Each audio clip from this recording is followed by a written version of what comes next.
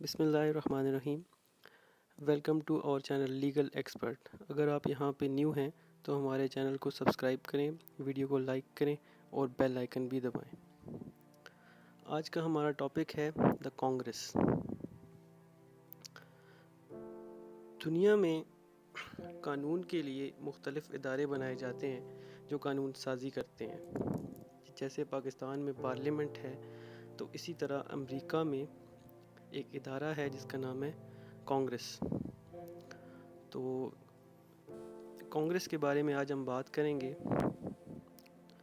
Article 1 of the constitution وہ یہ کہتا ہے کہ قانون کے مطابق حکومت کی سب سے اہم برانچ جو ہے وہ کانگریس ہے، اور سارے لیجسلیٹو پاور جو ہیں وہ کانگریس کے پاس ہیں، اور یہ 2 ہاؤسز پر مشتمل ہوگا۔ اب اس بات کو سمجھنے کے لیے کہ یہ 2 ہاؤسز پر کیوں مشتمل ہے، ہم اس کے بیک گراؤنڈ کو دیکھیں گے۔ اس کے بیک گراؤنڈ میں یہ ہے کہ جب امریکہ کا قانون بن رہا تھا، کانسٹیٹیوشن بن رہا تھا، تو جو فریمرز آف دا کانسٹیٹیوشن تھے ان کو یہ سمجھ نہیں آ رہی تھی کہ لیجسلیچر جو ہے وہ کس طرح سے ہو، کیونکہ وہ ڈیفرنٹ اسٹیٹ سے بلانگ کرتے تھے اور ہر ایک کے جو ہیں مختلف انٹرسٹ تھے۔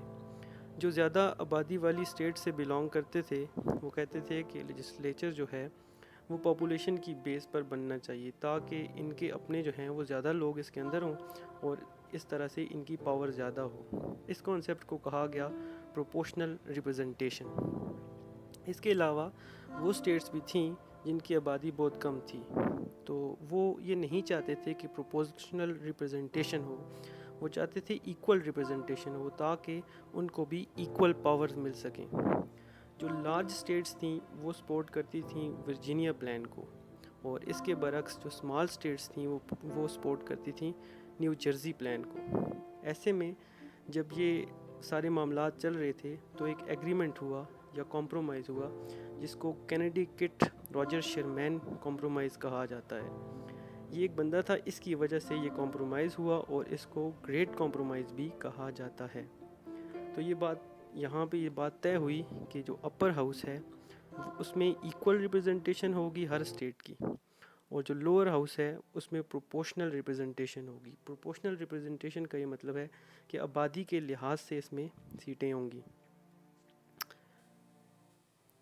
اس کا دوسرا ریزن یہ ہے کہ جو فریمر آف دا کانسٹیٹیوشنز تھے ان میں سے جو ایک انتہائی اہم بندہ جس کا نام میڈیسن تھا، اس نے یہ بتایا کہ اگر یونی کیمرل لیجسلیچر ہوتی تو بہت زیادہ پاورز جو ہیں وہ ان کے پاس چلی جاتی، تو لہٰذا اس نے کہا کہ ہم نے اس کو بائی کیمرل کیا تاکہ پاورز جو ہیں وہ ڈیوائیڈ ہو سکیں۔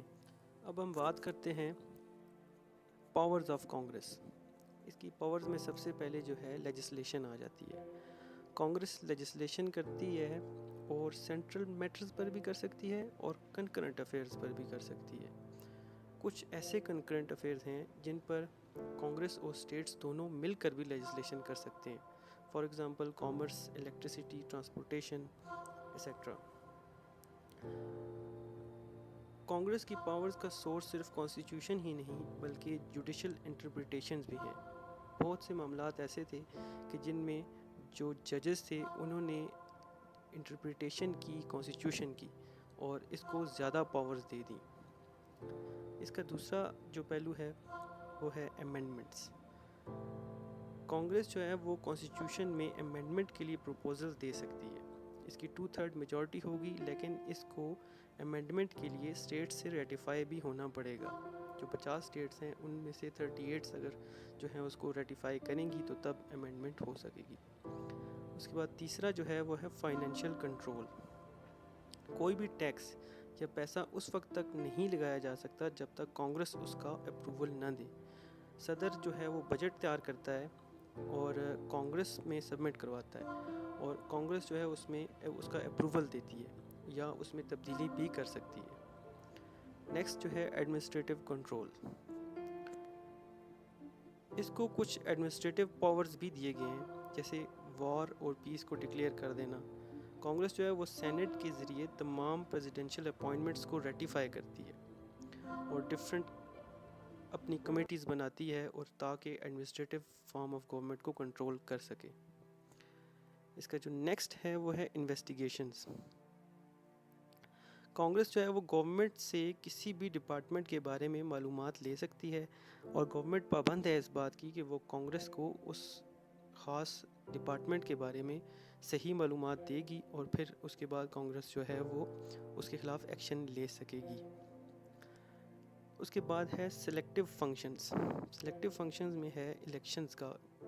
इलेक्शन में अगर कोई भी सदारती उम्मीदवार या सदर का इलेक्शन जब होता है, तो कोई भी जो कैंडिडेट है वो अगर ना जीत सके, तो फिर जो है फ़ैसला कहाँ पे होगा? फिर फ़ैसला इस तरह से होगा कि अगर सदर जो है वो नहीं जीत सका, जो है बराबर हो चुका है, तो हाउस ऑफ रिप्रेजेंटेटिव्स की वोटिंग होगी, और जो विनर होगा वो सदर बन जाएगा, और वाइस प्रेसिडेंट वो बनेगा जो इसमें से सेनेट में से जो जीतेगा। और इसका जो पांचवा फंक्शन है वो है जुडिशल पावर। जुडिशल पावर ये है कि कांग्रेस जो है लॉज बनाती है, जिससे तमाम कोर्ट्स और जुडिशरी की ऑर्गेनाइजेशन और रेगुलेशन हो सकती है। अमेरिकन कांग्रेस को दो हिस्सों में डिवाइड किया जाता है, जिसमें अपर हाउस है जिसको सेनेट कहते हैं। सेनेट को दुनिया का सबसे ज़्यादा पावरफुल हाउस भी कहा जाता है। सबसे पहले हम इसकी ऑर्गेनाइजेशन और जनरल इंट्रोडक्शन पे बात करते हैं। सेनेट को इक्वल रिप्रेजेंटेशन की बेसिस पर ऑर्गेनाइज़ किया गया है। हर स्टेट को 2 सीट दी गई हैं। बेशक किसी स्टेट की जो आबादी है वो कम हो या ज़्यादा हो, लेकिन उसको सिर्फ 2 ही सीट दी जाएंगी। फॉर एग्ज़ाम्पल, एक स्टेट है जिसका नाम है नवादा, उसकी पॉपुलेशन है 1,10,000। इसके बरक्स न्यूयॉर्क, जिसकी पॉपुलेशन करोड़ तक है, इन दोनों की सीट्स जो हैं वो 2 ही हैं।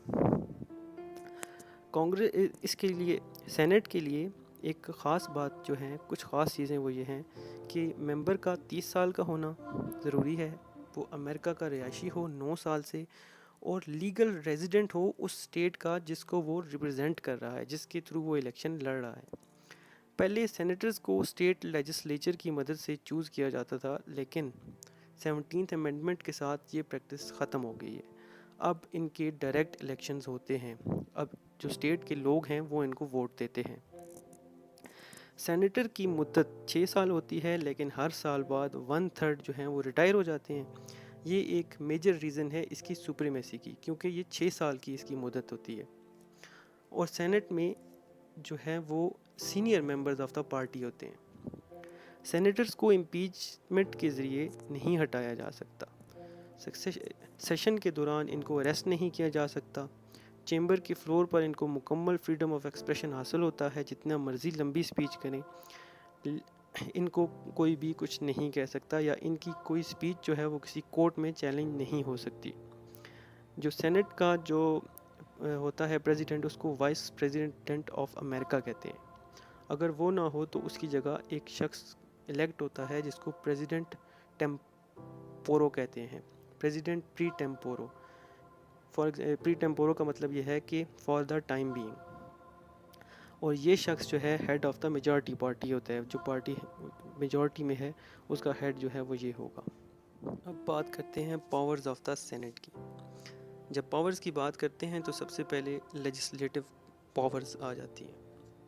अगर हम इसका कंपैरिजन करें ब्रिटिश के हाउस ऑफ लॉर्ड्स के साथ, जहाँ पे सिर्फ बिल्स को रिवाइज़ ही करना होता है, इसके बरक्स यहाँ पे बिल्स की रिवीजन के साथ साथ उनको ओरिजिनेट भी किया जाता है। इनके बिल जो हैं वो लोअर चेंबर से भी जल्द अप्रूव हो जाते हैं। वो इस वजह से हो जाते हैं कि क्योंकि जो सेनेटर्स हैं वो पार्टी के सीनियर मेंबर्स होते हैं, तो सीनियर मेंबर्स होने के नाते जो लोअर हाउस है वो इनके बिल्स को अप्रूव कर लेता है।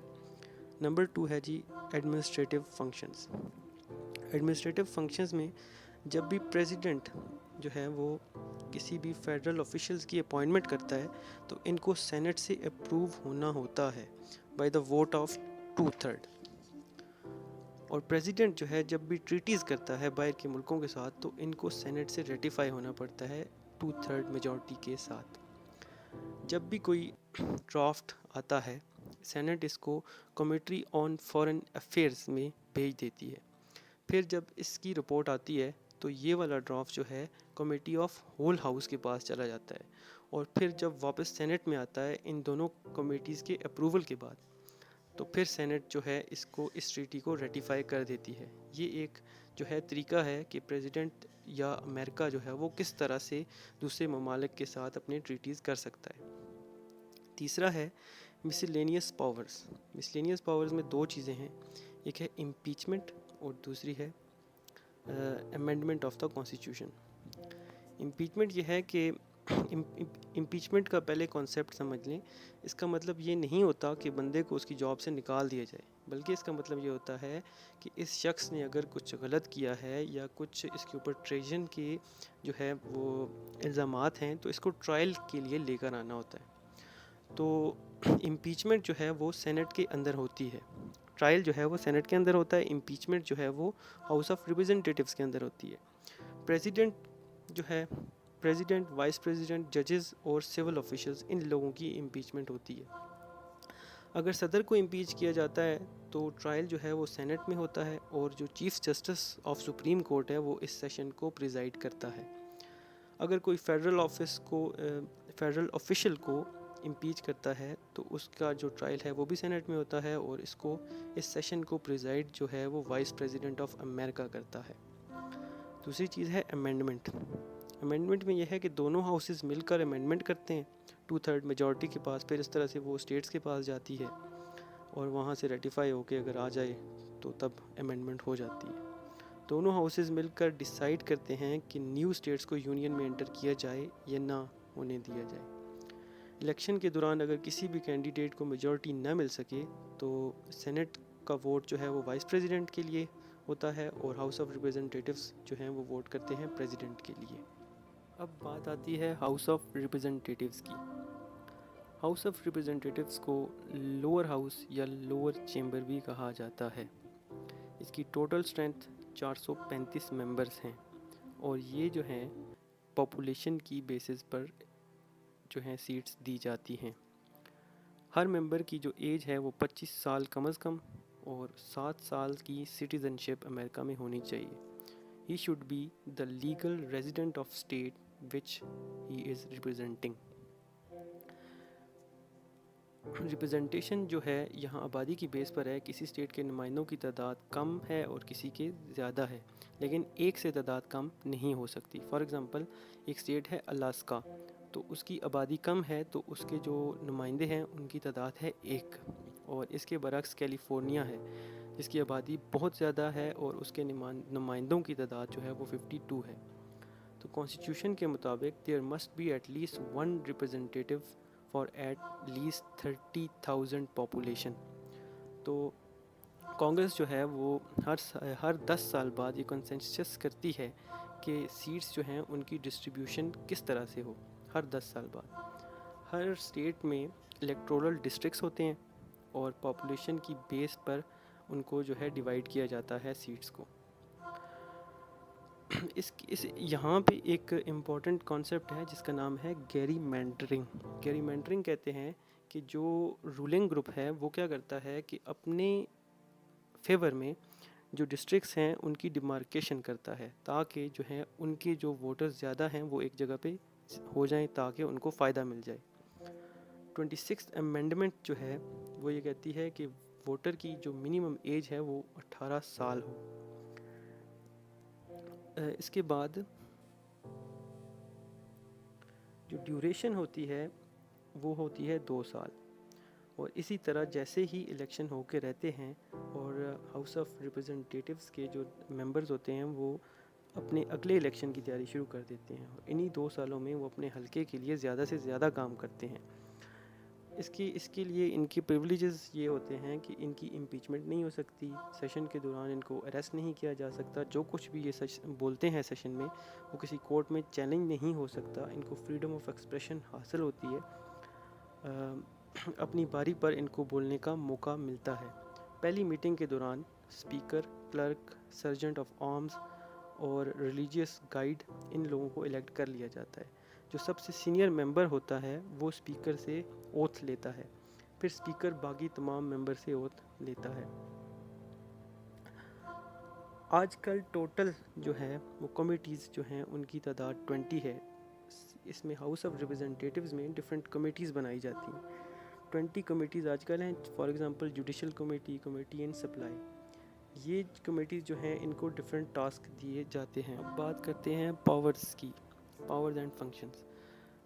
सबसे पहला जो इसकी पावर है हाउस ऑफ रिप्रेजेंटेटिव्स की, वो ये है कि ये प्रेसिडेंट का ट्रायल लेते हैं, प्रेसिडेंट को इम्पीच करते हैं, और जो चीफ जस्टिस है वो सेनेट में इसका ट्रायल लेता है। अगर फेडरल ऑफिशियल्स को इम्पीच कर दिया जाए तो फिर उनका ट्रायल जो है वो सेनेट में, और वाइस प्रेसिडेंट जो है वो उसको प्रिजाइड करता है उस सेशन को। उसके बाद जो दूसरी चीज़ है वो है प्रेसिडेंशियल इलेक्शन। जब भी प्रेसिडेंशियल इलेक्शन होते हैं तो कैंडिडेट्स जिनके दरमियान मुकाबला हो रहा होता है, अगर उनका कोई फ़ैसला ना हो सके कि कौन जीता है, तो फिर प्रेसिडेंशियल कैंडिडेट्स जो हैं उनका जो फ़ैसला है वो हाउस ऑफ रिप्रेजेंटेटिव्स में होता है। ये वोटिंग करते हैं और जिसके वोट ज़्यादा हों तो वो प्रेसिडेंट बन जाता है। उसके बाद फाइनेंशियल बिल्स या मनी बिल्स। आर्टिकल 1 का पार्ट 7 या सेक्शन 7 कहता है कि all the bills to originate revenue shell originate in the house of representatives. इसका मतलब ये है कि जब भी टैक्स वगैरह लगाए जाते हैं तो उसकी पावर जो है वो हाउस ऑफ रिप्रेजेंटेटिव्स में होती है, इसलिए इसको पावर ऑफ पर्स भी कहा जाता है। इस वीडियो में हमने कांग्रेस, उसकी पावर्स, सेनेट, उसकी पावर्स, और हाउस ऑफ रिप्रेजेंटेटिव्स, उनकी पावर्स को डिस्कस किया। अगली वीडियो में हम जो है प्रेसिडेंट पे बात करेंगे कि उसका इलेक्शन किस तरह से होता है और उसकी पावर्स क्या क्या होती हैं। और आप हमारे चैनल को सब्सक्राइब करें, वीडियो को लाइक करें और ज़्यादा से ज़्यादा शेयर करें। शुक्रिया।